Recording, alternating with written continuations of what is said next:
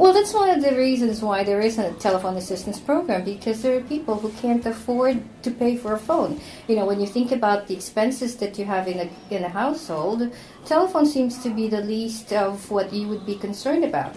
So, yes, the telephone assistance is, for seniors like you, certainly for emergencies.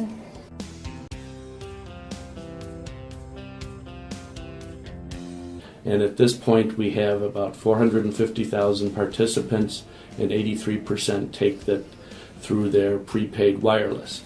And now I guess our message to people is do whatever's best for you. Certainly if you like your landline phone and you're entitled to Lifeline benefits, make sure to get them. If a prepaid cell phone is best for you, go with that. It's low-income people. Most people establish that they are low income through their participation in other programs, and those programs already certify somebody as low income, so then the telephone companies accept that. And the way that the programs that are covered are Medicaid, food stamps, TANF, also called Temporary Assistance to Needy Families, the Low Income Home Energy Assistance Program, LIHEAP, Supplemental Security Income, or SSI, and the Free National School Lunch Program, as well as federal public housing. Now, for someone who doesn't participate in any of those, but is just low income, they can still participate if their income is 135% or less of the federal poverty index.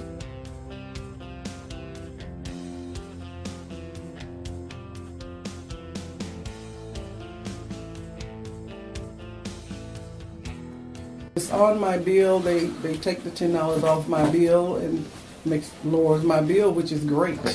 I try and get my bill down as low as possible, and that helps a lot. That $10 helped me a lot because the bill be real high, but that little $10 come in handy because they're always going up on that bill.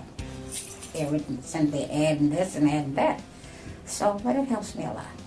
And anybody can get the other that I praise them for that. That's good.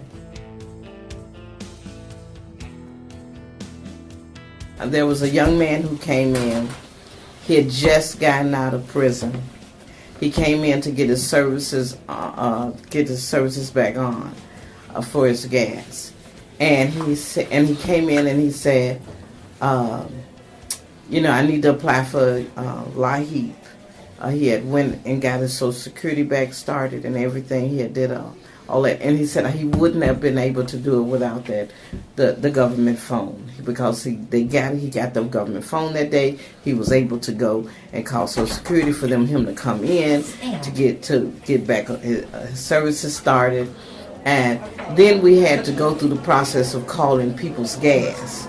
So I'm on the phone calling people's gas, and they're telling me one thing, and then he jumps on his cell phone and calls people's gas the same time I'm on the phone and trying to get his services back restored.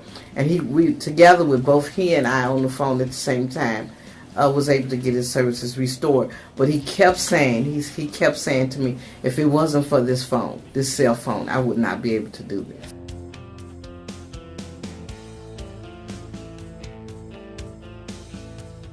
And we have several examples that we've raised and that you would be benefiting if you contributed. And those include families in need, seniors, allowing seniors and family to connect to medical emergency situations and to loved ones and to other social services, an opportunity to give back to your community, and making a difference by helping those that, at least at this moment, are less fortunate and need the phone to get along and survive in society.